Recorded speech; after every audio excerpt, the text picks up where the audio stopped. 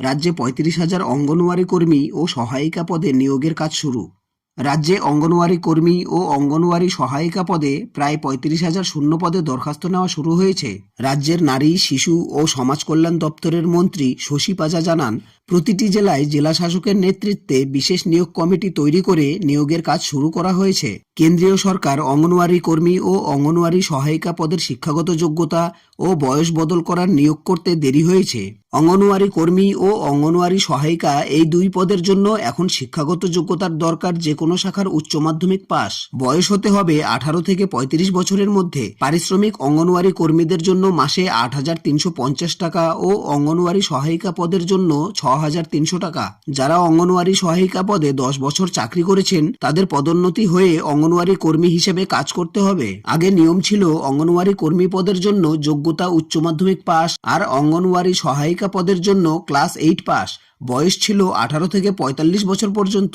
মন্ত্রী জানান, রাজ্যে মোট 1,19,481টি অঙ্গনওয়াড়ি কেন্দ্র আছে।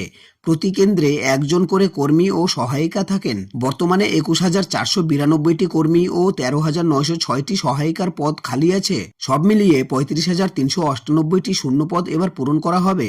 এই দুই পদের জন্য বয়স, শিক্ষাগত যোগ্যতা, প্রার্থী বাছাই পদ্ধতি আলোচনা করা হলো। শিক্ষাগত যোগ্যতায় প্রয়োজন অঙ্গনওয়াড়ি কর্মী ও অঙ্গনওয়াড়ি সহায়িকা পদে যে কোনো শাখায় উচ্চ মাধ্যমিক পাস। বয়স হতে হবে 18 থেকে 35 বছরের মধ্যে। প্রার্থীকে সংশ্লিষ্ট গ্রাম পঞ্চায়েত বা ওয়ার্ডের বাসিন্দা হতে হবে। আর কোন কেন্দ্রে কটি শূন্যপদ আছে তা সংশ্লিষ্ট ICDS কেন্দ্র, পঞ্চায়েত অফিস বা BDO অফিসে পাবেন। প্রার্থী বাছাই পদ্ধতি হবে, দরখাস্ত দেখে প্রার্থীদের লিখিত পরীক্ষার জন্য ডাকা হবে। সফল হলে ভাইবা টেস্ট, লিখিত পরীক্ষায় থাকবে 90 নম্বর। এর মধ্যে 75 নম্বরের পরীক্ষা হবে অবজেক্টিভ মাল্টিপল চয়েস টাইপের MCQ।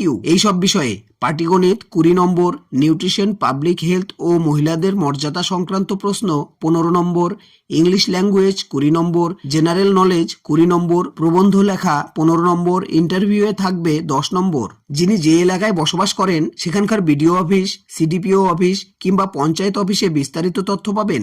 কোনো পঞ্চায়েতে দরখাস্ত নেওয়া হয়েছে, কোনো পঞ্চায়েতে দরখাস্ত নেওয়া শিগগিরই শুরু হবে। বন্ধুরা, আজকের জন্য এতটুকুই। দেখা হচ্ছে পরবর্তী ভিডিওর সাথে। ততক্ষণের জন্য ধন্যবাদ।